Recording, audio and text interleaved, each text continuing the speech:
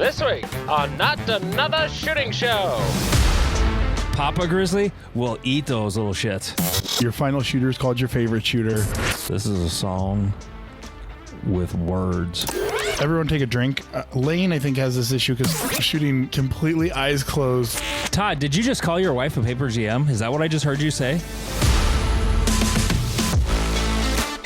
He's Jeff King. I'm Andy Erickson. This is Not Another Shooting Show.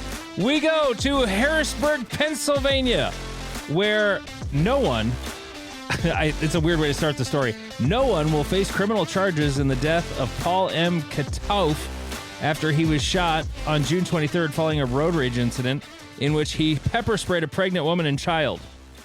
So it's kind of an interesting case. So basically what happened was road rage happens. He pulls ahead, forces him to pull over. After they tried to get close to because they're calling 911 and they're trying to get close to get the license plate as they're calling 911. And then he gets out of the car. He's spraying them with pepper spray. She had a pistol and couldn't use it because she got sprayed in the eyes or whatever. And the guy in the car fired one shot, got him in the lung and heart.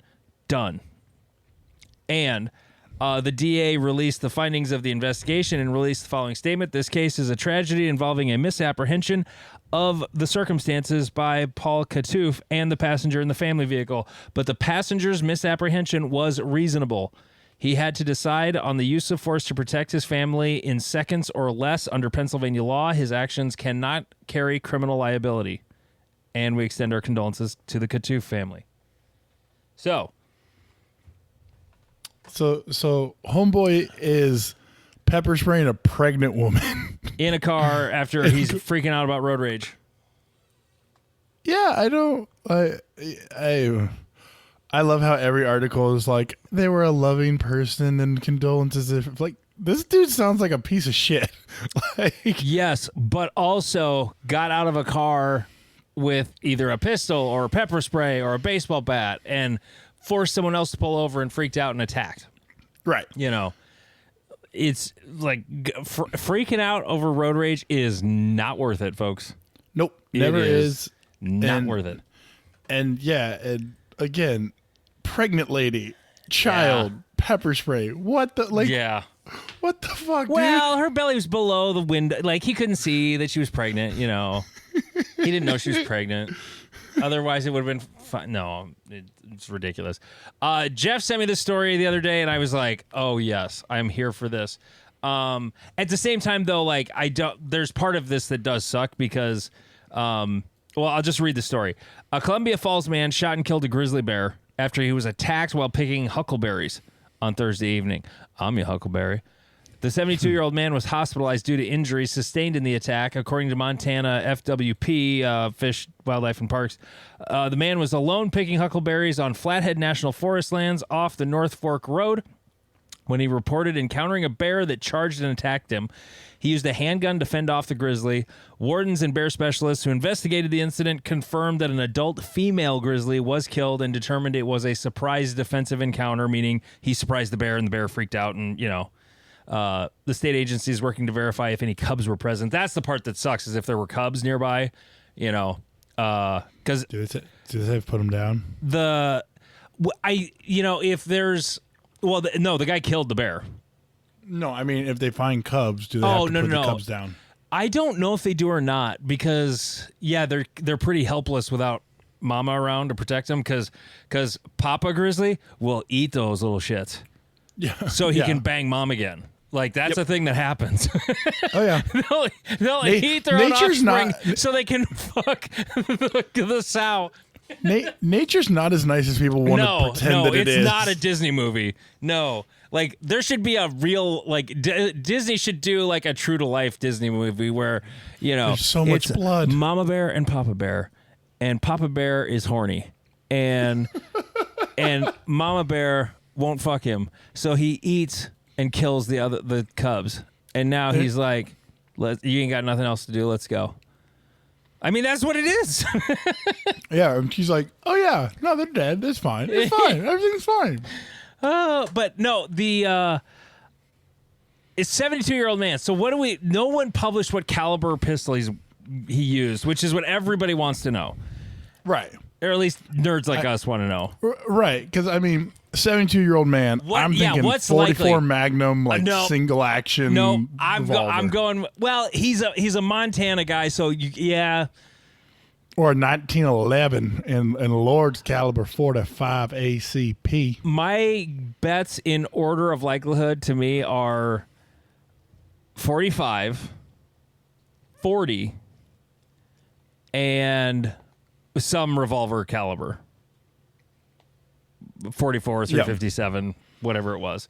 The reason I say 40 is because guys my dad's age, back in the 80s when 40 was like, man, you were dumb if you didn't have 40. You were stupid. That's what the FBI uses. That's what cops uses, 40. So 40, and just being 72, that's kind of what I'm thinking, 45 or 40, Yeah. But there's also, I would also put in there like, probably ride around with the revolver. Yeah, just a 9mm, something or other. Yeah. Oh, yeah. But how crazy would it be if he did it with like a Smith & Wesson shield? Yeah. Oh, I had a buddy go to bear country with a P365 because it was the only reasonable the only reasonable handgun he had to carry. So I mean, you can at least kill yourself. But it was either that or a Shadow 2. I'm taking the Shadow too. At least I have like a bludgeoning. I have a bludgeoning weapon. Backpacking in the mountains? Are you insane? I don't backpack. I'm taking an ATV. No, of course. Yeah. No, you can't. I'm lazy. You do not we got to redo this hunting episode because you do not understand how it works. You can't just like decide I'm going to like, especially in Montana. You can't just decide I'm using an ATV to go where I'm going. Some places you can, but not everywhere. You know? No. I mean, if you were in bear country, what would be your round of choice? Me right now, obviously 10mm, right? Because I own one. Right. But like, what of anything? Well, no. I mean, like FMJ, Hollow Point. Would it be Underwood that sells the Pissin' Hot reloads? Oh no, they sell Pissin' Hot like new stuff too, but yeah, because they have that 77 grain 9mm. I think it's a monolithic bullet too. That's kind of an interesting round. Buffalo Bore sells the Pissin' Hot hardened lead. Like they sell plus P40. That's the one I'm thinking of. I think they're 9mm like plus P plus. Oh yeah, plus or something. Yeah, like that? The guy that started that company, I read an article he wrote about how, my first round in the magazine's got a hollow point in it, but the rest of them are solid. You know why? Because after they take cover, I got to get them through the door, or whatever they're behind. Jesus. I feel like I need to have my flannel on just to hear that. Oh, God, yes. And like the red felt cap, 100%. No, I mean, given anything like the most ideal bear protection, a shotgun with slugs. Like that's what I would really want. Like a shockwave with slugs. Hell yeah. That's the ultimate bear defense gun. Honestly, it's not terribly practical, but it's more practical than, especially if you're just like doing a non-hunting thing where you don't. If I have like when I'm hunting, I would never carry it while I have the rifle. The pistol's for when I'm packing meat and I'm not carrying the rifle anymore because it's weight I don't want to carry. Yeah. I forgot the shockwaves existed. Those things are so god awful. I know. I've never shot one, but it can't be fun. I shot one once, and I think it was buckshot, and it is distinctly unpleasant. Yeah. Yeah. Okay.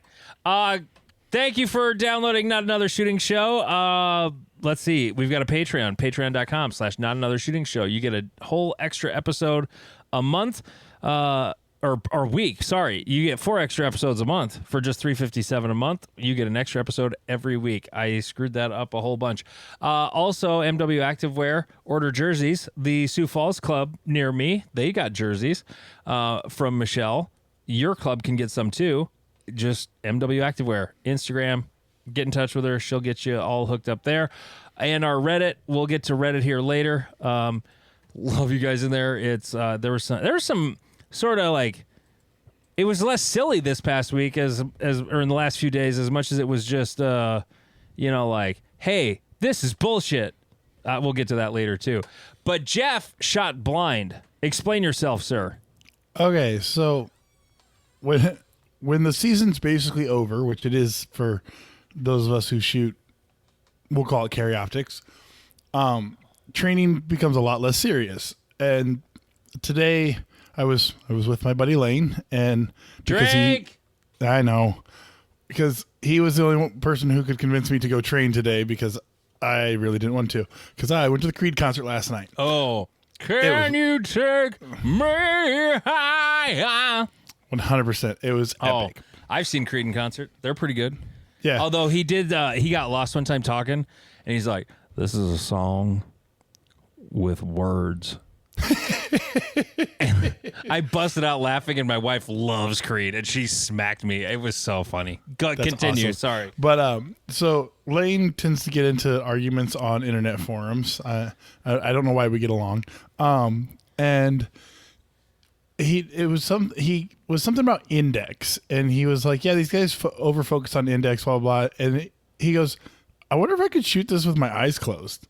So we had 3 IPSC targets, and we were about 7 yards away, and he closes his eyes and draws and puts one in the C zone. We're like, "Oh, okay." And he does a couple more reps of it. A few of them miss, and I was like, "Well, I gotta try this." And so I squared up to my target, and I fired 4 shots, and I had two Charlie, 2 Delta, shooting completely eyes closed, only relying on the index, which. So you looked at it, like the target was there in front of you, and then you just close your eyes and then beep, draw, shoot. Yep. And so that's actually a very good point, because Lane, he likes to be very thorough with his video presentation, so he didn't want anyone to question his ability to see, so he put a towel over his head. And yeah. And the first couple times, I think it was the but first 2 shots. But how thick was the towel? There's some towels I can see through. At least see the shape of the target through. Right. I'm just like, you wouldn't be able to see your dot and the target and all that through a towel like that. So he, the first two rounds of it, he missed the target, and then he got frustrated, and he did he did his little spiel or whatever, draws, fires 3 rounds. They were like all 3 touching in the alpha. It's like, oh yeah, when your index is on, your index is on. Doesn't matter if you're looking at it or not. Oh, like he took he shot the 3 alphas touching with the hood off? With the towel on his head. Oh. He just got frustrated and went and stopped overthinking it and just drew the gun and fired 3 shots. Oh, just did it. Yeah. And it was like, oh yeah, no. Once your index is built, you're good. And to any people freaking out, like we had a 20-foot berm, and we were standing 7 yards from it, and we're both expert shooters. Like the rounds were only going to go downrange, and then we opened our eyes. Oh, you weren't standing at a 100-yard rifle range with a 12-foot berm? Exactly. Oh, okay. So you were thinking that's an interesting little challenge, like the blind bill drill. Yeah. I mean, you and Lane just created a new drill, the blind bill drill. We take no credit for any injuries sustained in the making of this product. Yeah, but I mean, you obviously need to do it as close to the berm as possible, and preferably the tallest berm you have. And if you don't have a tall enough berm to do this, don't. But yeah, that would be a good test of index. Like, I don't think it's so much like it's not a drill you would do to like get better at something. No, but it would be a good test. Yeah, it shows you where you're at, because it takes. It could be a confidence building drill, or it could destroy all of your confidence. But like if you draw that gun and you're just like, and you fire the 6 and they're like right on the Alpha Charlie, you're like, oh, maybe I don't need to over confirm on my draw every time. Yeah. So the next thing in the rundown is about suppressors for an AR and a handgun, which Jeff wants. But yes, Jeff doesn't know anything about suppressors. And I know a little bit about suppressors, but I have a friend of mine who I've had on my other podcast who has, I think the correct term is a buttload of suppressors. He's got a number of them, and he's got rimfire, he's got rifle, he's got pistol, he's got the universal, he's got, the specialized, he's got them all. And he knows a lot about it, but doesn't sell them. So, and he's pretty much a gearhead, dude who is into the ins and outs of stuff. So I just texted him, and I think we'll be having him on next week to talk about that. Yay. So, yay! Smith & Wesson Bodyguard 2.0. That was a thing. Did we mention that in the last Patreon episode? I don't know if we did or not. I don't know. Well, to give a quick backstory. Go ahead. Wesson, do you want to finish eating your ice cream before you give the backstory? Sorry, I had one bite left. The Smith & Wesson just released 5 new products. They have a few comped 9mm guns in their major sizes, and then they updated their horrible bodyguard pistol. The bodyguard was a competitor to the LCP, and both of them are garbage. Especially if you have adult size hands. They do, to fall out of your shorts while you're sitting. No, I got an LCP. It doesn't fall out of my shorts. They're not designed to be fun. They're designed to be oh shit, I need a pistol. Yes, they're miserable. They're not fun to shoot. No. Well, Smith & Wesson may have fixed that. They came out with a Bodyguard 2.0, and it looks like it's about the size of the first gen shields, maybe a little smaller. The first and second gen shields are the same size. Okay, they're literally the same size wise. They are a little smaller. It's think Glock 43. Okay, is basically I saw a size comparison, and it's it's bigger than the old Bodyguard, but it's smaller than the shield. Oh, it's sort of in between. That's a good little spot for it. Yeah. But there was a guy who, shit, I lost it again. Damn it. This is why I never close a tab. Der Krieger 105. On I got Reddit. The pros. He put in a TLDR. Thank you, Lord. It has good ergos. The pros, and this sounds like This sounds like a reasonable review, not knowing who this guy is. Excellent ergonomics, good trigger, good sights, low recoil, slide relatively easy to rack, reliable so far, 200 rounds, so this is meaningless. Simple takedown, no small parts to lose, and it's cheap. Cons, trigger reset could be better. No option for optics, but given the size, that's understandable. Magazines are hard to load. 3 of 4 magazines tested, the follower got stuck loading. The name of it, it's going to cause confusion and hurt sales because it's not in 32 ACP. I don't understand that. What is he talking about? So I'm not 100% sure. I think he's referring to, there's a joke on Reddit that 32 ACP is the true Lord's caliber because it was I believe the first round that John Moses Browning created, or it was the first pistol round he created. Oh, and John Moses Browning is Jesus, and correct. Yeah, I think that's a joke. I haven't seen the joke a lot lately, but I don't know. I think a 32 could be kind of interesting as a high cap, just basically noisemaker at that point. Yeah, this guy is a dealer and runs a range, and he bought one of the first 5 that he got from Smith & Wesson, and he put a couple of 100 rounds through it, and so that's just basically like his impression of it. So interesting. It's in 380, if that matters. But yeah, no, it seems like an interesting little carry gun, just being a little smaller. That's one thing about the magazines for the Shield Plus. They don't like to be filled. I've seen this with a lot of the extra capacity little tiny guns, P365. The Macro, holy shit. That is a 17-round magazine that does not want you to fill it. It is so hard to fill those magazines. I was working with a couple last week, and that was one of the guns they brought, and she was struggling a little bit. That's not unexpected to somebody who's new to it. And then I remembered having a student with one of those before, and this was like a dude who used to be a bodybuilder, and he was struggling to get him in without a Lula. So, and with that gun, you have to lean on it to drop the 17th round in. Jesus. It's the spring is stiff. And even the Shield Plus, the magazines are a little bit like that. It's almost like when you, honestly, like extended full-size Glock mags or Beretta mags or Canik mags or CZ mags, it's so much easier to just throw the follower in and the spring and you don't really have to like tune them. You just put them together and they work.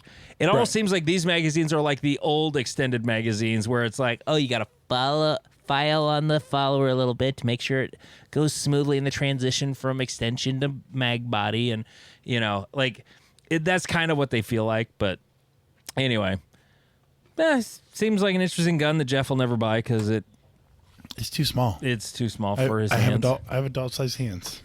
No, you have Jeff-sized hands. Yeah, adult-sized hands. That's a completely different thing. Can you palm a basketball? I haven't tried in a while. Probably. Okay. Yeah. I can palm a flat basketball. I can palm a volleyball. I know that. Those are a little squishier though. Those are quite a bit easier because I can kind of almost do that, and I don't have big hands at all. Like not even remotely big. Here's an interesting story. The Republican National Committee voted 84-18 on Monday to adopt a new 2024 platform language after skipping the process entirely in 2020. The finalized document leans into former President Trump's America First outlook and parrots many of his stances on issues ranging from immigration to trade. However, it also minimized the party's emphasis on gun policy compared to its previous platform. That's not cool. No. No. Now, I'm searching, and like the word gun does not appear in the document. Because I think I read further into this, and it basically removes every comment about firearms other than like we support our fundamental freedoms, including freedom of speech, freedom of religion, and the right to bear arms. And like that's its only gun policy statement. It's the next line on the reload is where we're getting it from. Yep. So it's there, but it's not real.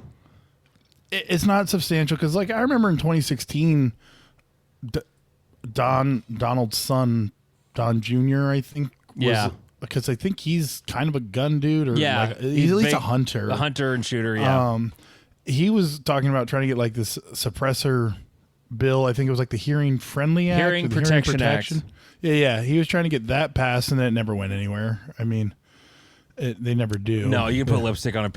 I mean, I don't think it's a pig, but to try and get that passed, like it's the number one reason that's not going to pass is because they don't want to give up their money. And what they did was double down on getting them through faster, so they get even more money. Yeah, I mean, I think I don't know that the money's a huge portion of it. Oh, what government has ever said, yes, we're okay with doing away with taxes? Well, I think most people didn't even know that you could do this till fairly recently. And most people still don't. I told a few friends, I want to get a suppressor. And they're like, aren't those illegal? And I'm like, no, you just got to like do this thing. And they're like, really? Like, so I think most people just don't know about it. But I think the other side, the conspiracy part of my brain is the GOP's push for gun rights has never, if they actually delivered on it, they couldn't convince you to vote for them by telling you they're going to deliver on it. It's like, if we fix the problem, we can't tell you we're going to fix the problem. Yes, it's one less reason for you to vote for us. Right. And there are a lot of people who vote for Republican just because of the gun issues. Right. And so I there's a part of me that's like I'm extremely cynical, and I'm like, I don't think they try very hard, because what do they win if they get it? They get a good job. I'm never voting for you again ever in my life. Yeah. No, that's just sort of interesting that it's just sort of like, it's not a thing anymore. We're not. Well, and it's kind of, someone brought up a good point of like, it's kind of scary because, he kind of got shot, and so he tends to be fairly vindictive, and so he might go after the thing that shot him. Well, it was an interesting thought. Crazy shot him, but whatever. or whatever conspiracy theory one chooses to subscribe to, I guess. Okay, now we have this guy named Todd on the show. He lives down by you, doesn't he, Jeff? Yes, he does. He lives in a barn somewhere. Isn't that what it is? A barn next to a pond with goats and a distillery or something like that. Isn't that where it is? It's not, but that actually sounds pretty good. No. Well, I stayed next to a goat farm near Gretna. So anyway, Todd Woitzel is on with us this week. Welcome, Todd. Hey, thanks for having me. Yeah. I don't know why we haven't had you on sooner. I'm just kind of lazy when it comes to scheduling guests. And Jeff was like, we need to start having more guests. I'm like, okay, fine. Guests are fun. Sure. Why not? And it turned out to be the perfect week since what we're talking about, what we're mainly going to talk about, actually had a lot of things happen in the last week or two. It did. Because what are we talking about, Jeff? We're going to be talking about Steel Challenge. Okay, I wanted to make sure because that wasn't actually on the rundown, so I wasn't 100% apologies. sure. I thought that's what we were going to talk about, but I didn't know that for sure. Anyway, yeah, so Steel Challenge, the board meeting last week, they changed refresh my memory, Todd, what do they call them? The peak? The peak times. Peak times. Okay. It would be the equivalent of the high hit factor on a classifier. Right. So how do you feel about those? I think the time changes are great. I don't have a problem with them. Over the last few years, they've been eking them faster, I guess, as I should say when I say the word up. And this year in some of the divisions, they made some drastic changes. Like to kind of really drastic. Yep. And frankly, they were warranted. I don't have a problem with it at all. It's the outcome that's the reaction to to the customers, I guess I'll say, or the shooters out there is what's been kind of lively online, is what I'll say. So I don't follow Steel Challenge circles on the internet much. So what has been the reaction to this change?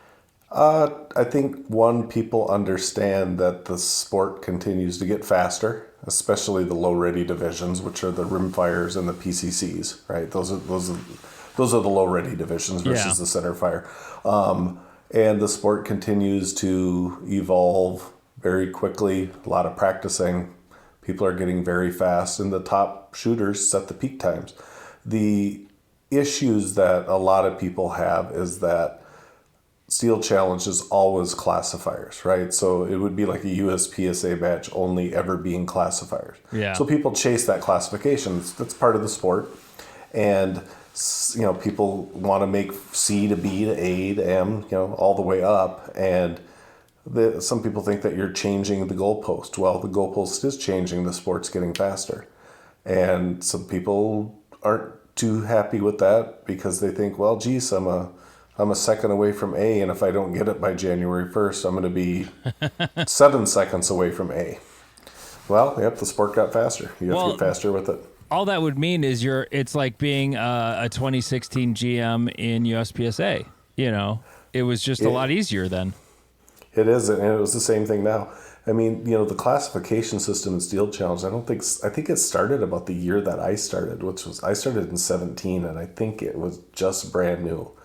The low-ready divisions had started as provisional maybe a year before, and, not a lot of people shot. Steel Challenge was the standard center fire from a draw, Steel Challenge that had been around, I think, since the 70s. And so those peak times didn't really have enough history, and it was frankly pretty easy to move up. So you have two problems. As they move up, number one is you have the challenge of people think the goalpost is being moved, which it is, and I agree with it. The other problem is you are going to have a lot of paper, GMs, Ms, A, whatever you want to call it, after these changes like you do every year. And of course, your times fall off in Steel Challenge. Todd, did you just call your wife a paper GM? Is that what I just heard you say? She is in one division, yes. And I will be someday too. I will.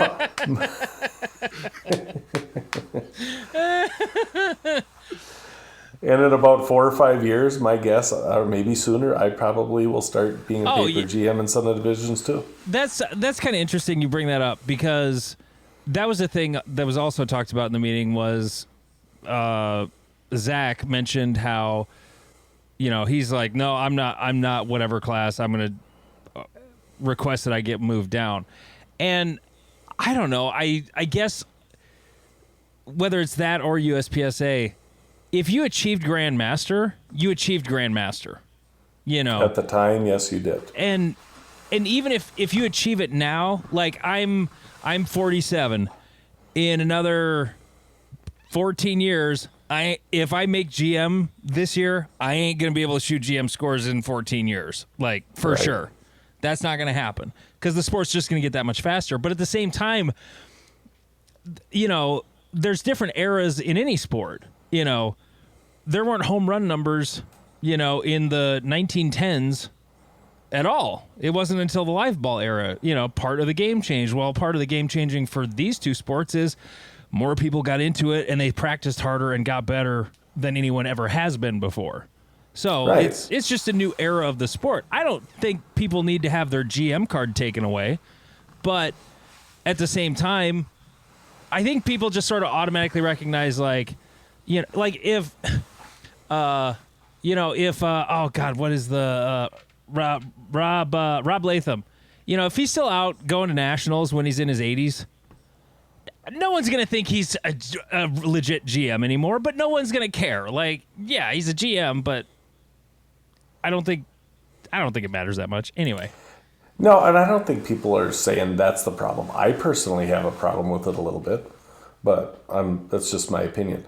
I don't think people have a problem with saying that they won't be able to compete or there'll be a paper GM or a paper A, whatever it is, other than it'll exacerbate it and it'll speed it along. But that's what the sport is doing. I don't know. There's two ways to look at the classification. People have the rights to reclass themselves, right? So if you're a GM, if you made GM in 2017 and you never got better since then, you're probably an A or maybe a B. So if you want to compete against your class in a large match, there are people out there that do reclassify themselves. I don't know what the numbers are. I have no idea. A lot of people don't. My personal opinion is that you have a couple different rankings. You have your current classification, and you have your historical classification, right? To me, when you're competing at the top levels, areas, and a national level, to me, just Todd's opinion, that you should be competing at your current competitive level. Just because that way you know where everybody's shooting at. That doesn't mean you're not a GM. You just don't currently perform at one. Yeah. That's all my point is. And by the way, nobody will agree with me on that. It's just my opinion. Well, and also if there was, because sometimes people like, oh, they're a B class shooter, I wonder what their percentage is. Or honestly, there's been people who are like, I don't know that guy, and then I'll look up their classification, and because it'll say that they're like a B class or an A class, and it's just somebody I've never seen before, and I go look and like, oh, they've been coming up fast in the last year, you can tell. Yeah, but I mean, like on that same page where it shows your, I think it says your peak all-time percentage. If it just said peak classification, that would be easy enough to add on to it too. Yeah, I mean, the math is there. Yeah. It all exists. They have a lot of data there. And I want to protect my ego more than anything is protecting my ego. Yeah, I mean, how they come up with the numbers. I mean, Zach has a team that does analysis on it. They use times from the World Speed Shoot. I have a problem with what that match is called too, but whatever. That's a different podcast. Because it's like the World Series, and there's only two countries involved. It's Steel Challenge Nationals. It's just call it what it is. Yeah. But, whatever. But you do have a larger data set. I don't think it would change what the peak times are, but you do have, these stages and divisions are shot thousands, if not tens of thousands in some cases throughout a year. And to say that you're only looking at the times for one match is like, really? That's the only one that matters? You have area matches, you have level 2 matches and above. You probably don't use locals, but the only reason I bring that up is I think there's a lot of stats out there. People that shoot Steel Challenge like to look at the raw numbers because as you get up, a tenth or 0.2 of a second per string actually is quite a bit in some stages. Yeah. And I wish they'd publish more of the data. Michelle, she would love to actually see the top 10 or top 20. They have the top 20 list. What's the top 20 ladies? Sure. They have the data. None of that's available anywhere as far as I'm aware of. Yeah. And I think it could be. It's just a matter of this is another way we're going to crank it out now. You know? Oh, there's plenty of gearheads out there that if you send them the data would spit out dashboards. You wouldn't have to cost USPSA anything to do it. Well, and I don't think it would cost them anything either. It would just be another panel on the website or whatever. Or easy to do. I think who are the top Carry Optics senior shooters. Somebody might find that interesting. If you start to get into different categories, people like that, it's interesting to see who you're chasing, especially when you get to larger matches and you're trying to find out who's in your wheelhouse, either of a category or whatever it might be. I think it would make more interesting. The data's there. So, as far as Steel Challenge goes, the nationals for that sport was just last month, right? It was in June? Yep. It was been the end of April for the last 3 or 4 years, I think, and then they moved it to the end of May. I think this was the first year they moved it back a month. A lot of it had to do with, I think, a lot of people from north of the Mason-Dixon line thought, you know what, why the hell would you have your sport's biggest event at the end of April? Not that moving it back a month really helps. I'm a big believer that your championship should be at the end of the season, and they're not. I also think the match should move around, and I know there's contracts, but at some point it should move around from the Southeast Conference to maybe somewhere else. Yeah, maybe maybe the Missouri Valley Conference. Yeah, or the Big Ten, or maybe the Pac-10, or that's gone now, whatever it is. But these matches should move around. It's a long ways down to Talladega, and if once you've been there, it's not a real exciting town. I went to the match twice, and I'll never go again. It's too expensive, and it's, in all honesty, it's the same 8 stages. I have no idea why I would travel 1,500 miles to pay $125 a gun and not even get a hot dog, and have nothing be different. It's no different, not at all.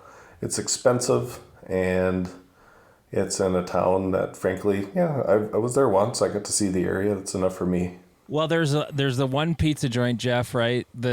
That's okay to get drunk at. That was Yeah. Other than that, I didn't know. There wasn't much to do around there, and it's not even Talladega where you stay. If you stay in Talladega, that's the worst place. What was the name of the town we stayed in? I can't remember. It's not Anniston. Oxford? Oxford? No. Oxford. I think you're right. I think it was Oxford. Or Ox. It started with Ox. It might be. I can't remember. I can't remember either. 3-4 years since I was down there. Yeah, same for me. This alludes to me that a bunch of problems I have with the sport, but... Well, what are more of the problems you have with the sport? I would like to see more stages than just the standard 8. Now, the argument that the cabal will say is that, you can shoot outlaw matches, you can shoot outlaw stages. Well, if I'm going to shoot outlaw stages, I'll just shoot 6 or 8 outlaw stages. I won't shoot any steel challenge classifiers, and I don't have to pay a dime. So why would I shoot 2 steel challenge and 3 outlaws, right? There's clubs out there that don't have the bays to shoot 2 or 3 of the stages. A couple of them are specifically 35 yards deep. Yeah. Right. Plus, you need room. There's some, especially the one that moves, outer limits. You can't. There's some small clubs that just can't shoot that stage. So I'd like to see some variety. And I don't know what the answer is. I think 15, 20 stages would be interesting. The world shoot, or they can shoot the 8 if they want to, the classic 8 if you want to call them that. But I think level 2 or area matches, it would make it more interesting to say, hey, we're going to shoot 8 stages, because that's about the right timing of a flight. It's about 8 stages, and we're going to let you know what those 8 are 3 days before. So how does at nationals or like Cornhusker or area steel challenge matches, is it actually like kind of like club matches where you can buy more than one gun? So in steel challenge, depends on the match. So a lot of local matches will say, hey, you can shoot 1 gun. We're going to shoot 4 stages, or you can shoot 2 guns. We're going to shoot 4 stages. Once you get to level 2 and above, I can talk about levels in a minute because I have no idea why you'd ever run a level 2. But level 2 being a championship type match, those are typically multi-flight, either two or 3 or maybe even 4 flights, where you're running blocks in the morning and afternoon where you're shooting the same stages. People will tend to shoot 2, 4, or even 6 guns. So when you start adding up those entry fees, most time the entry fees is lower than a USPSA match. But when you start adding up the number of guns that people are shooting, it actually gets expensive really quick depending on what price you're going to set for your match fee. Yeah. You mentioned level 2s not being worth the squeeze. Why? Well, the Cornhusker Classic and before that the Great Plains Sectional Steel Challenge were always level 2s. And how a level 2, how you treat it, I can't remember 100% off the top of my head in the rule book, but generally the difference between a level 1, which is a typical club match, and a level 2 is you'll laser level the stages, you may have dedicated ROs, and that's about it. And you have to be a member, right? So for that privilege, you get to pay 150% increase in your fees. And I don't know why I would do that if I'm shooting the same 8 stages. So per the rule book, if I just don't use the word championship or state or sectional in the title of the match, I don't have to run it as a level 2.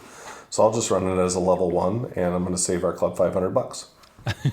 I was actually having this discussion with a couple of guys in my state because I saw North Dakota had a state, I believe it was a hit factor, and there's not a lot of clubs in North Dakota, but they had for North Dakota, it was a pretty big match. It was like 40-some people were there, 45, 50, something like that. Yeah. And I was just like, well, yeah, per the rules, we can't have a state level 2, whether it's Steel Challenge or USPSA.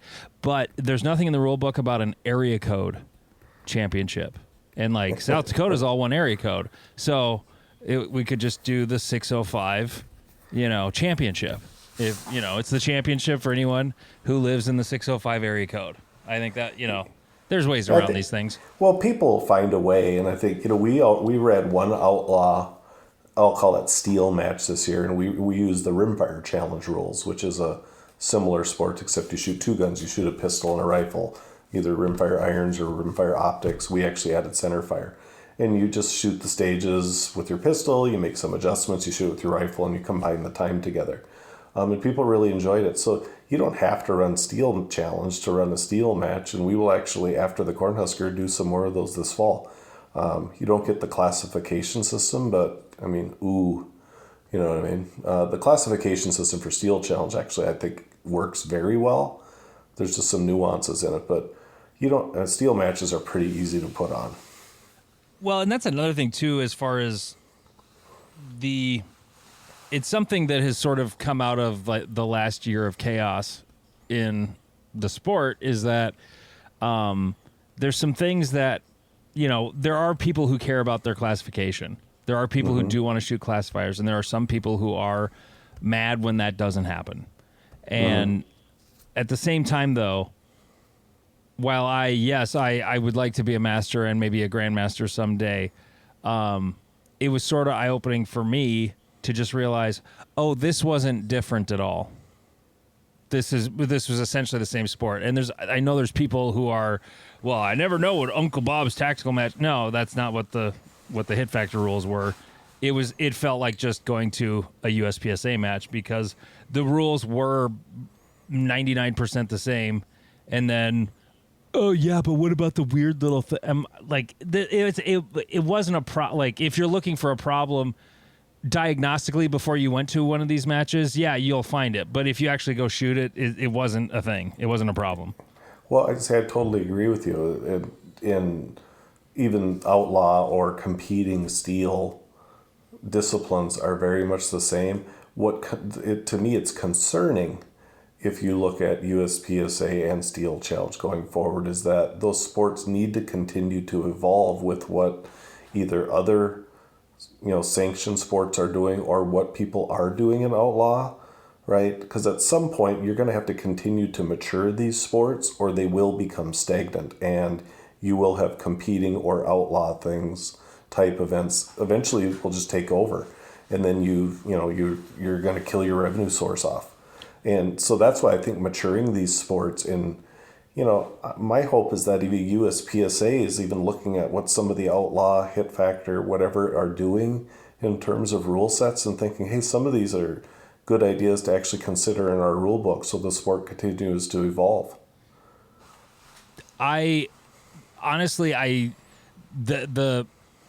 I agree.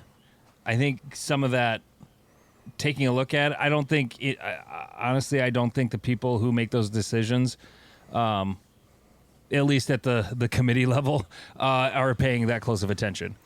Yeah, my hope was I didn't think that they would be. My hope would be. I mean, we'll go back to Steel Challenge for a second, just for fun, right? So you were you got to vote on the Steel Challenge peak times, right? Yeah. But you don't really understand them or necessarily how big of a change that is, other than what Mr. Jones told you. No, right? I basically just listened to what he said, and when other board members basically concurred with what he said, and I knew they knew more than me. I'll freely admit I was going along because I didn't know if I actually thought about texting you, like, is this a bad idea or not? Well, so that's part of the challenge. Is most of the area directors it's USPSA centric, right? Yeah. So what's the committee makeup, right? So you have Zach Jones, who's a great guy. I've met him before. He has the sport's best interest at his heart. And then he's got a committee of some people that I think I only know a couple of them that are on it. So the trouble that you have is you have a small, very, very small group. I don't know how much interaction other than surveys that they have with other people. Bringing matters to a board of directors that has very little knowledge or expertise in a sport. In my opinion, the Steel Challenge Committee, each area director should just appoint a Steel Challenge liaison, and there's Zach Jones has 8 people, and that's his committee. Yeah. It's geographically diverse. And geographically diverse matters depending where you are in the country and the weather, right? You have different, geography specifically, especially the area that you have, very remote, right? The clubs, in Eastern Nebraska, got clubs a big draw. But you don't have a lot of clubs out there. So if you want to get growth of a really easy to set up and frankly affordable sport, how do you go do that in some of these towns that might be interested in running matches versus down in the Southeast where there's a gun club every hour that runs 8 state matches, you can go to one every weekend. No, it's a sport that if it just got more exposure would... when I've explained it to people, because there is a club, not my club, but the other club up here near Sioux Falls runs it. And when I explain it, like, yeah, you can run 22s. Really? Well, I don't have a holster, because nobody's got a holster for their Ruger Mark IV. Don't need one. But no, you don't need one. That's exactly. Like, they're surprised when I'm like, no, you don't need a holster for that. And, oh, okay. Then all of a sudden they're like actually interested. And they're looking actually to, maybe we will go do that. To me, it's a real, if you want to talk about revenue, it's an easy moneymaker. Once you get a set of steel, you just got to buy some boards once in a while and buy some paint. That's all there is to it. Easy to set up. It's a really easy thing to have like a Tuesday, Wednesday, Thursday night match because you can set it up in about 20 minutes versus a USPSA or Hit Factor match that, you have to get 3-4 stages designed and put up on a weeknight in the summertime. It's tough where, you can do some different things. I mean, look at Rio Salado. It's not Steel Challenge, but you guys probably see these videos. They run that Tuesday night action steel match every week. They get like 220 people a week. Yeah. But they're able to do it because it's pretty easy to set up. And they throw some steel out there right at WSB. Yeah. And you're good to go. Yeah. Something changing gears a little bit. There's a lot of divisions in Steel Challenge. Yes, and they want to add another one. Well, they put it to a survey. Yeah, and I guess the mirroring of USPSA to that, the reverse would, I don't know if that would be a terrible idea, I think, but is there too many? Is there any division that's not, like, if there's a market for, lever action center fire challenge, I mean, should there ever be a no on a division? Because there's a group of people that, hey, these people will shoot this if you put their gun in there. To me, here, let's go down this rabbit hole for a second. So for those listening, they put it to a survey, should limited optics be a Steel Challenge division? And I'm a believer is that no, I don't know what purpose it serves. So they put out a survey, and the Steel Target Paint podcast did one this week, and Zach Jones read some preliminary results of the survey. And the question was like, there was like 1,200 people already responded, which is pretty high. It's more than vote and area director elections. Yeah, it is. And like 800 people said, I would shoot it and I have a gun that fits in limited optics was one of the answers. And I'm like, well, they do. They would just shoot their carry optics gun. But there was a question that asked that, would you just shoot your carry optics gun? And that had a lower number than that other question. And my belief is there's not 800 out of 1,200 people that have a single action gun with a dot on it, right? You guys know who has those. It's not a high percentage of shooters. Some people look at these divisions very myopically and think, well, I do because I would put my mag well on my carry optics gun. Well, you can shoot your carry optics gun in limited optics anyway. Yeah, because you don't really need the mag well. So I don't know what people's thinkings, what thoughts were when they answered the question. My guess is that I'm right. All my point is, people shoot their Shadow 2 in limited optics and USPSA want us to do a steel challenge. Leave your damn mag well on there and call it carry optics and steel challenge. Who gives a shit? Yeah, I think just allow single action guns.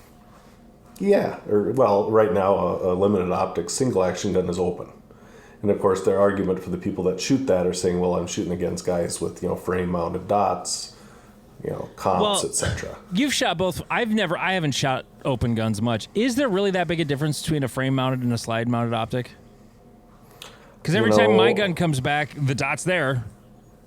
I don't know if I'm the best guy to speak at that because I've never shot a frame mounted optic in minor, which is what, keep in mind there's no power factor in steel. Yeah. So the people that are shooting open, the serious open steel shooters are shooting open minor, and those guns, if they're tuned, they're like a 22. Oh, okay. So they would have a significant advantage over a slide ride.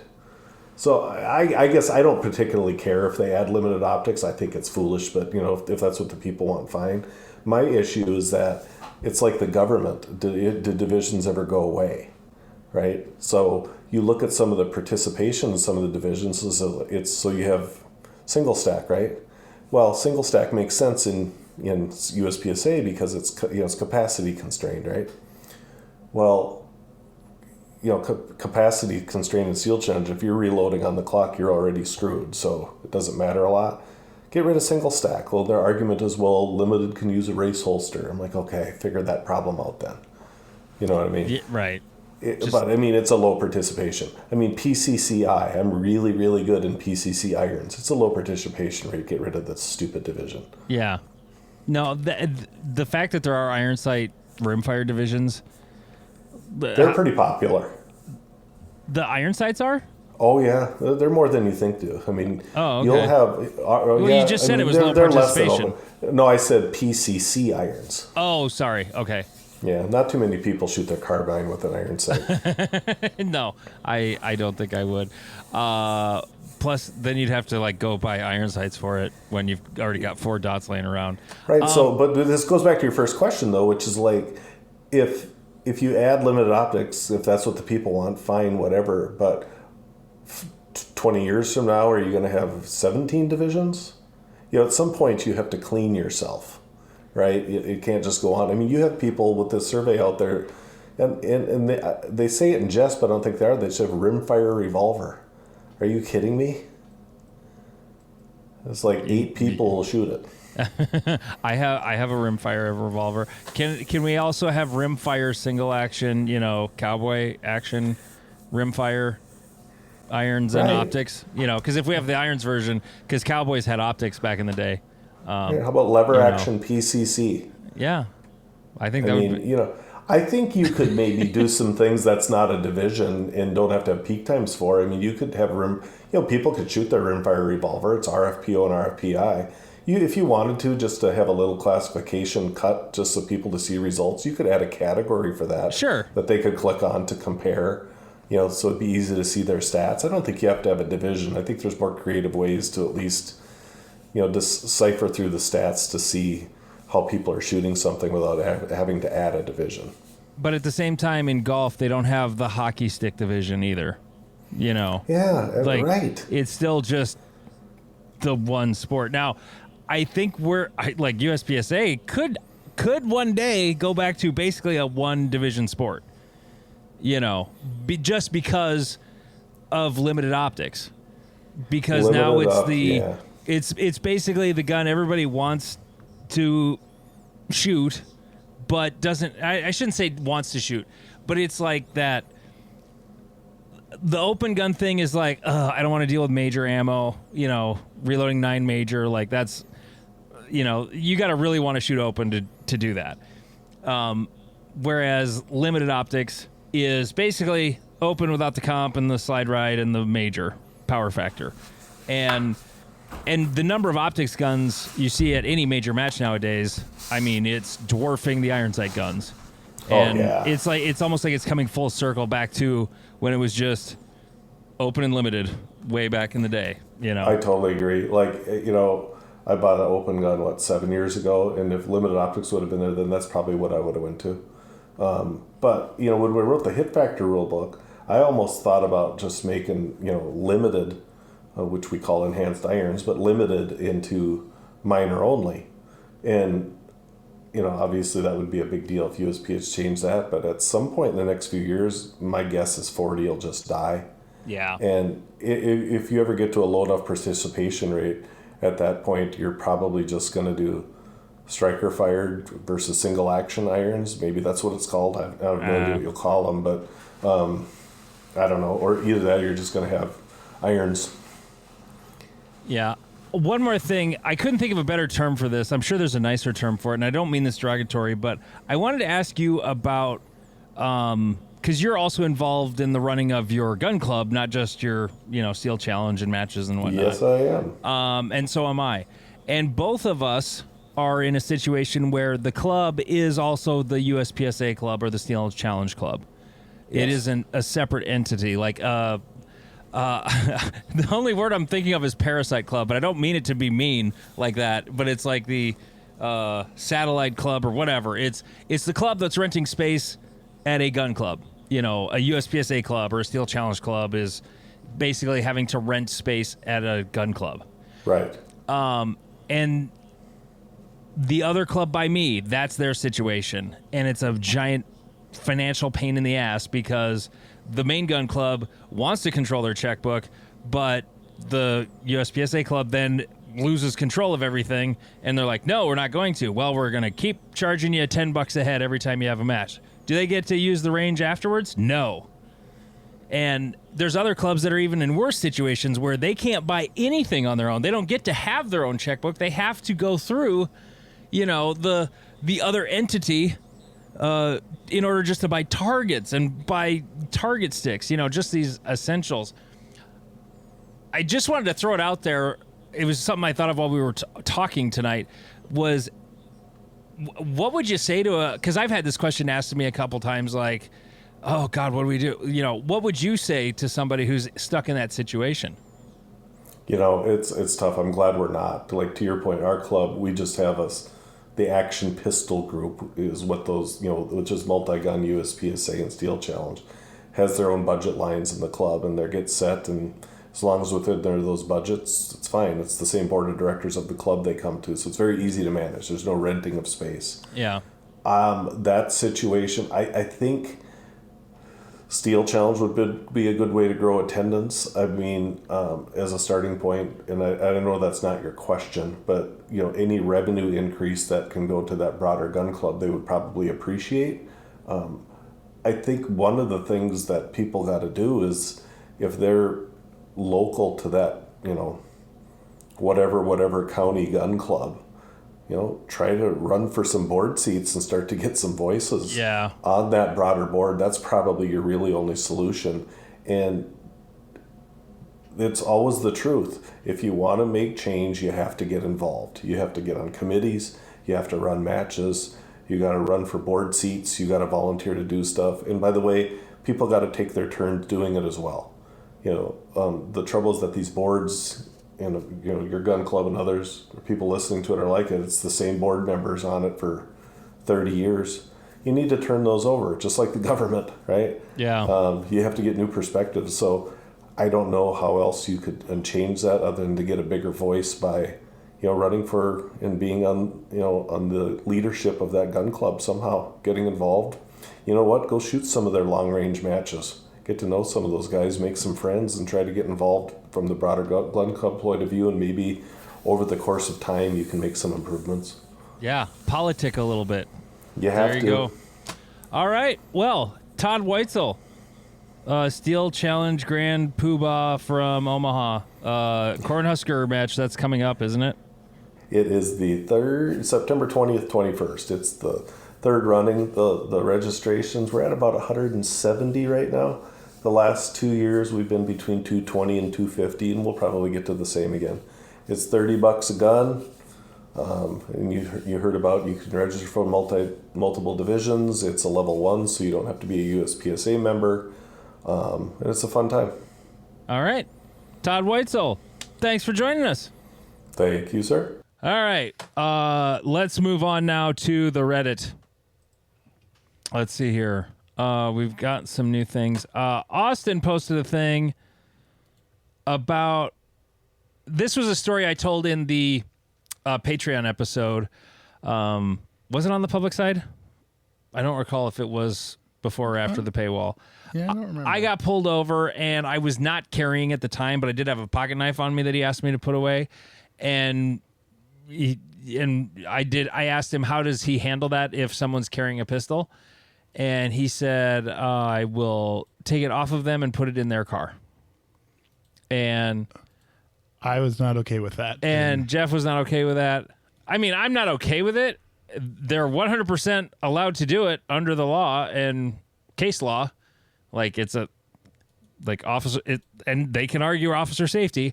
Now, the thing, if I was the libertarian in me goes, sure, but let me take your gun off of you too. Yeah. Well, Or let us both take our guns off when we go get in your car. right. And mine's more, I don't like people handling guns around me, especially from weird angles. So please allow me to take my holster off. Yes. Because I'll take my pants off so that I'm going to remove this gun in the holster.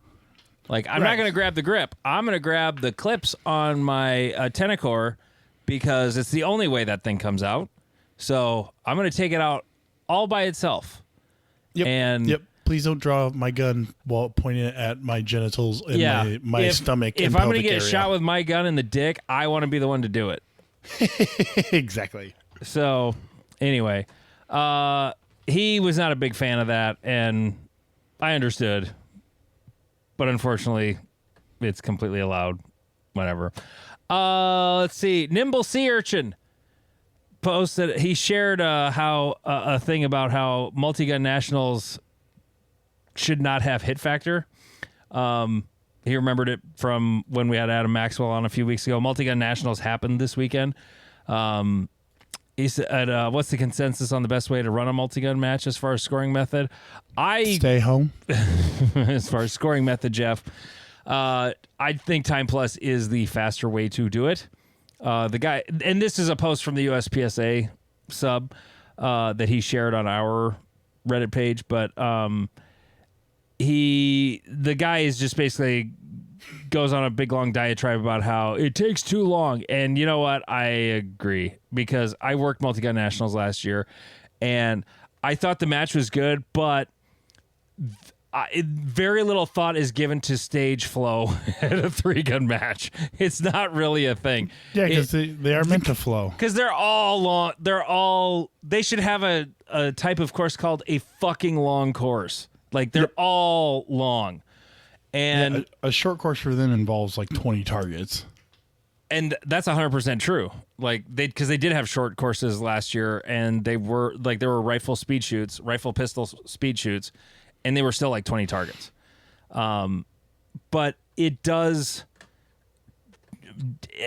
everything about it takes longer. Now, is Time Plus a less interesting scoring system? Yes, but it's more efficient than than hit factor when it comes to scoring 3 different types of targets all over the freaking range. And there was somebody who replied to my comment about it taking forever. And he's like, but does it really take that much longer? Look, just having to make a rifle ready takes longer. Then you got to make a shotgun ready. That takes longer. Making a pistol ready is like done. Yeah, but you had to walk to wherever you needed to make the rifle ready. Yes, then you had on to top walk of to that. Wherever, So like whatever everything about 3-gun takes forever. Now, hardcore 3-gunners don't care about that. It's just something that is part of that sport. And it was a thing that sort of pushed me towards USPSA because it's like, oh, I can shoot a club match and it doesn't take 6 hours. You know, like I find it weird that we always were like, by the end of any match, we're like, oh, I'm ready to go. Let's get out of here. Yeah. You know, but yet it's this thing that we just absolutely love and want to go do. Like the attitude is completely different at the beginning of a match than towards the end of a match. It is funny how by the end of even a local match, your final shooter is called your favorite shooter, and everyone is looking forward to taking your gun off and being done with the day. It is kind of silly. It's mostly on the hot days. Oh yeah, you know, on the hot days, I'm definitely looking forward to not being there anymore. Or if you're match staff. Yeah, 100%. But when the weather is mild, or even shall I say cool, let's do it again. You know? Yeah. Oh yeah. I'm very much that way. But I'm just going to throw it out there that I appreciate Steven diving into the comment section on this post. It's beautiful. Oh, in the original post? Yeah. Oh, I didn't see that. He commented just recently, and apparently the guy said the complex nature of multi-gun, and his response is, that's the funniest shit I've ever seen on this sub. Oh my God, that's funny. Love you, Steven. The complex. What, you mean run over there, shoot all the shotgun targets, then run over there, shoot all the shotgun targets? That complex nature? The guy's response was, look at the round counts, and he goes, of course round counts are higher. The numbers of targets is higher. Now, I will say this. It is harder to visualize and learn a 3-gun stage than it is a pistol stage. Right, because you have to visualize 3 different stages. You're basically learning 3 stages in one. And like I missed targets last year because of it at Multi-Gun Nats. Right. And I am shitting on the sport having only shot 3-gun at my club, which is apparently horrible according to people. And and I've only shot a rifle match at one other club, and that one went horrible. So like I have a distinct distaste for this sport, but I feel like the 2-on Brown puts it down is a very lazy way to do things, and the guy seems to be bitching that the tablet guy has to go to every target, and I'm like, no, they don't. The dudes in your squad go, oh, he's got Alpha Charlie here, and if you guys aren't like trustworthy or respectable enough to do that, then don't go to matches.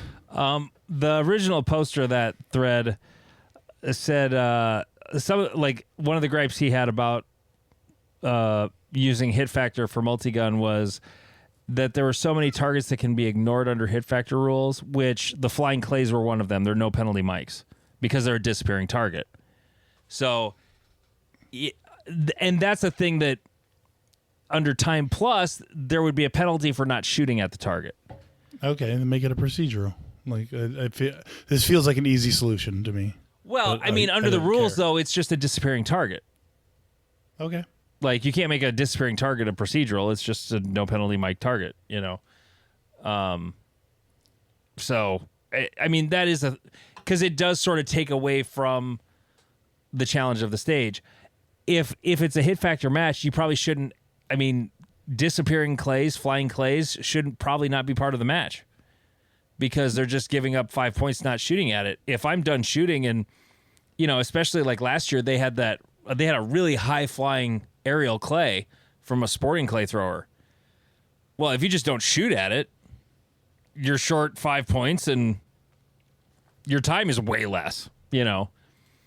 So, I mean, I didn't shoot this year's match, so I can't really speak to that, but I kind of get where the guy's coming from, and I'm not just trying to be contrarian to Jeff or Steven, like, because I've shot more 3-gun than Jeff, and I get where he's coming from, and I had a feeling hit factor for a multi-gun match would just make things longer. Like, I worked it last year. I was on the range 13 hours every day. I was exhausted when it was over. Like, I couldn't even drive home. You know, it got done like mid-afternoon, and then the awards were over, and the staff prize table was after that. So, and we got hooked up pretty good, you know, for staff. So I stayed for all that, and I called my wife. I'm like, I'm going to get a hotel. I'm not coming home tonight. There's no way I'm going to drive the 5 hours home from Forest Lake tonight. Is just no way. I'm too tired. I went to Applebee's. I crawled into my bed in my hotel and fell asleep at like 9 o'clock, and it was glorious sleep. But anyway, let's see. What else did we have in our Reddit? Oh, wait, I'm in the wrong Reddit. Let's see. How about I click on the NAS Reddit, and then I have all of that. Completely unrelated, but I thought it was funny, and I wanted to share with everybody. Someone in South Dakota already has a Hawk Tua personalized license plate. Well done. There was a state Supreme Court case where the state was being they were censoring like every single plate that either if you didn't give a reason or if it was even remotely blue, shall we say, they would deny it. Yep. And there was a First Amendment case against it, and they're like, nope, you really can't do that. So, like, they still don't allow you to put "fuck you" on license plates, but Hawk Tua, there it is. Communists. That's what I hear. Communism. No, they fixed it. They fixed it, Jeff. They fixed the problem. Okay. Was there anything else? Austin also said, fuck Optics Planet. Last 2 times I ordered, I got no less than 3 postponed delivery dates. I stand by Andy. Yes, we talked about that in the Reddit episode. Not Reddit episode, the Patreon episode on Friday was the websites we won't buy stuff from. I liked Owen's response. He said, 5 months. I waited so long I forgot about my order. It was a total surprise when I received it. Yeah.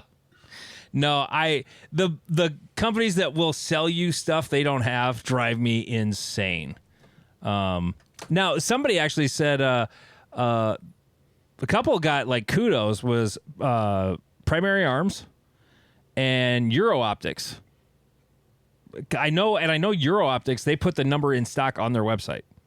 Yeah, that's super good of them. Yeah, I love that. And if it's not on there, like I also mentioned in that Patreon episode, like Ben Steger Pro Shop, I've ordered stuff that it was on the way, but it wasn't in yet.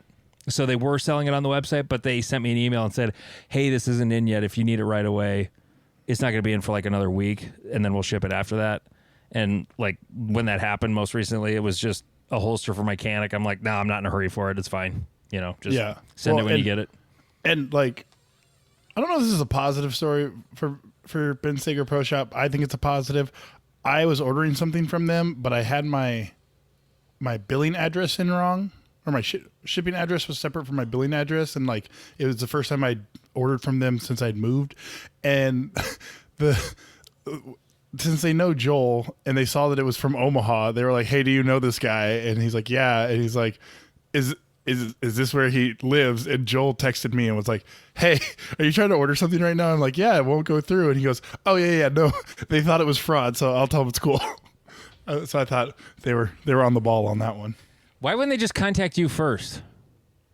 I must not have my number in there correctly or something. Oh, okay. I don't remember exactly, but or maybe he was standing next to Joel or something. And some online retailers are like, they don't require a phone number.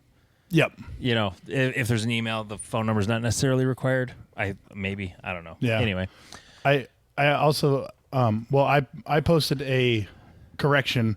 I misremembered. I explained an event that, and I refound the video for it, where the shell casing hits the guy's optic and goes into his comp. Yeah. and then it blows up, and he's like, "What just happened?" And it's it just goes off, and it doesn't really show what happened, but yeah, from the look of it, there's not. I thought I was remembering a video where a compensator blew up, but I must have been misremembering it, because it doesn't appear there's catastrophic damage. Now that doesn't mean that there isn't like a bulged barrel or something like that, because it didn't lock completely, but like I misremembered it, so I was correcting what I said. Yeah. And then there was one that I wanted to bring up from last week's mega thread for the show. Where is it? The one about tendonitis. Somebody put in there causes, solutions, how to manage it. They've been using Alpha Grips bands to try and balance grip muscles. Seems to be helping, but any other advice would be great. I've used those too. I think they do help, but if you don't use them regularly, they don't help. Like, you have to use them all the time. Otherwise, it doesn't really help. There's all sorts of, like, just look up either tennis elbow. It's usually tennis elbow that people get. It's like the tendon on the top or outside of the elbow. But then, I don't know, like, yeah. If you hold your arm out like a wing, it's the tendon on the top. I have it real bad in my right elbow. Actually, I have it less bad this year because I've been practicing a lot less. So there you go. There's a solution. Practice less. Yeah, but it's still there because, like, I've done such a number on it. It's still tender, even though I haven't practiced as much. Everyone take a drink. Lane, I think, has this issue because he wears like a almost like a compression. Yeah, I have one of those that doesn't do shit. Oh, but yeah, I don't deal with this currently, at least that I'm aware of. I have other issues that I deal with due to kickboxing, but tendonitis isn't one of them. No, the extension of your hands, because it's mostly from like a squeezing, gripping thing, and then like part of it too is I heard I can't think of the guy's name that was on Joel's podcast one time, and they were talking about how if you shoot a Glock, it tends to happen more. And I was yeah, because it has such a weird grip angle. Because it is more tempting to get up higher.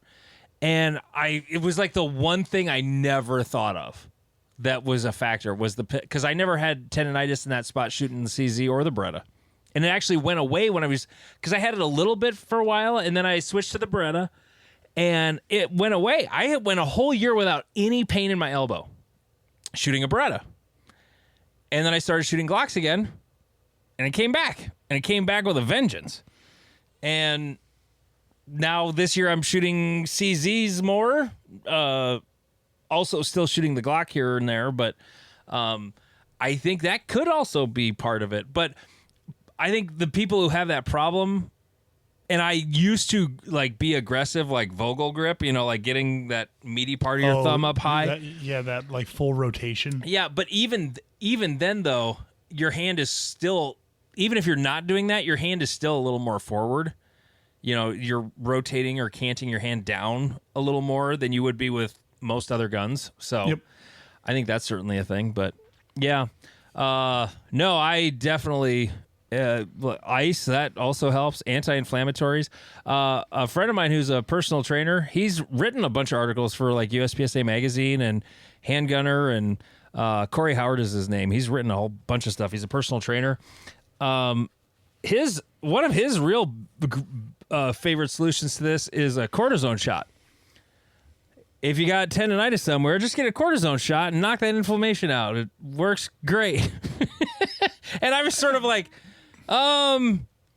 seems a little nuclear bomby, but I'm not against it. Yeah, but I mean, at the same time, he's like, what? I'm looking for a solution here. Okay, like that's a solution. But anyway, thank you so much for listening to the show. Thanks for being a part of our Reddit, r/NASS on Reddit. That is our community that is up to 115 members. That's pretty cool. And as of looking at it right now, there's 4 online. 2 of them are me and Jeff, but that means 2 other people are on there. That's pretty cool. Or are you even on it right now? I'm on it, yeah. Oh, okay. Yeah. And you're logged in as Jeff? Or are you logged in as whatever Rommel? Yeah. No, Jeff. Oh, okay. Anyway, he's Jeff King. I'm Andy Erickson. This is Not Another Shooting Show.